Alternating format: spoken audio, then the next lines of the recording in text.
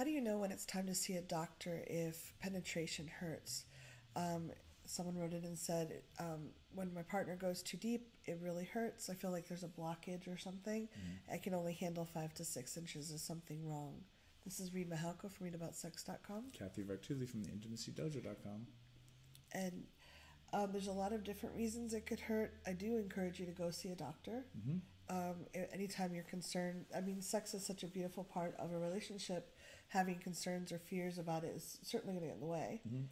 And helpful if you see a doctor who's comfortable talking about sex. Yeah, a sex-positive doctor. Not all doctors are. And, traditionally speaking, most medical schools only spend a small amount of time, like a couple of hours, talking about sex in med school. Yeah, I've educated my OB-Gyne about anatomy, and it was like, oh. Yeah.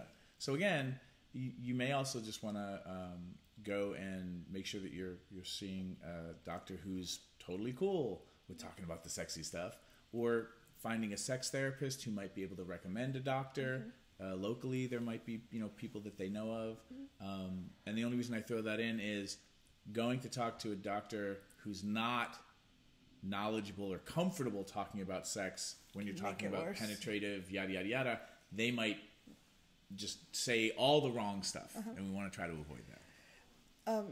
After seeing your doctor, if there's nothing physically wrong, I realized vaginismus, which is basically Charlie horses in your vagina, and there's other stresses that can cause pain in there.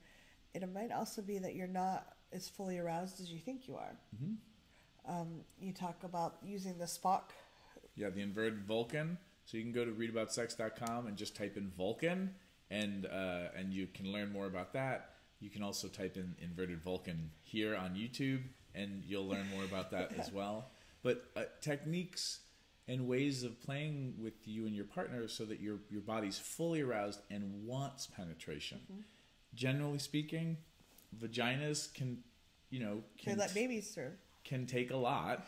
And work better when they're highly aroused and well lubricated. Use lube.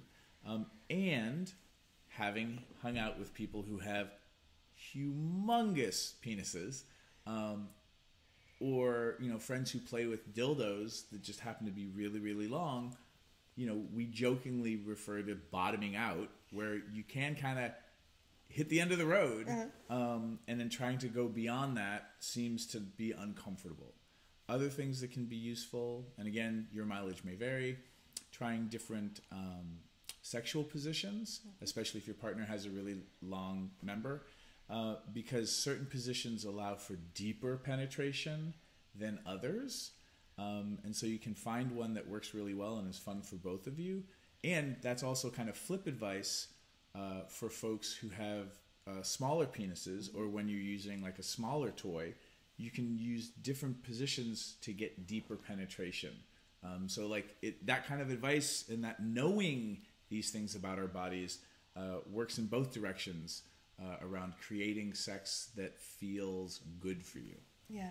Do you have any positions that you recommend if someone wants shallower penetration? Shallower penetration, generally speaking, like spooning, like penetrative sex while spooning. Yeah. Any situation where, for the most part, your butt cheeks hit the penis owner or the strap-on wearer's abdomen and thigh. That can be really useful. Situations where you have your legs in the air or your knees bent and you're on your back usually allow for deeper penetration. And doggy style can kind of go both ways, because you can grab people's butts and kind of squeeze them to the side. Yeah. But situations where you're like lying on your sides and spooning, that's the one that comes to mind. That's a really good one for more shallow penetration. Yeah. And in terms of a turn on, sometimes we think, like I used to, when I had sex before I was educated about it, I would... Because now you don't have sex anymore? Now that you're educated, you stop? Thank you. No. I would try to be turned on enough that I could allow penetration versus my body going, please do it now. So just tuning into yourself. It doesn't mean your partner's doing anything wrong. It may be that there needs to be more communication. And different people get turned on at different speeds and different times of the day in their life. And the thing that turns you on one week the next day or the next week might not be working. Yeah.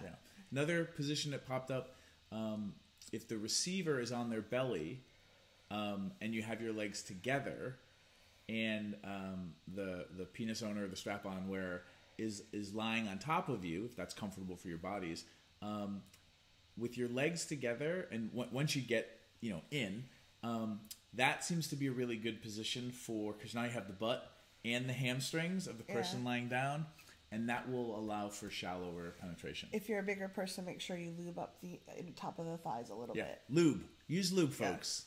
Use lots of lube. It's a great position, but it does, if you're bigger and your thighs pressed together, a little bit of lube goes a long way there. Yeah. And then also, it's okay to, in the middle of things, be like, hey, can we take a time out? I need more lube, or I need to adjust positions. It's okay to interrupt things. Yeah, you can even specify, let's try this position for 3 strokes, and we're going to stop and figure out, because sometimes we get turned on and something is hurting and we're not speaking up, or we're hoping that sex would just be over so we can be done. Speaking up during and changing positions, it allows us to feel free and to really enjoy the process. Yeah. How was the video? Ideas, comments. We could go on forever, but we won't. Thanks for watching. If you'd like to subscribe to my social media, it's right there. And please subscribe to this channel there. If you'd like to see more goofy Reid and Cathy, there's more videos there. See them. Why are they there?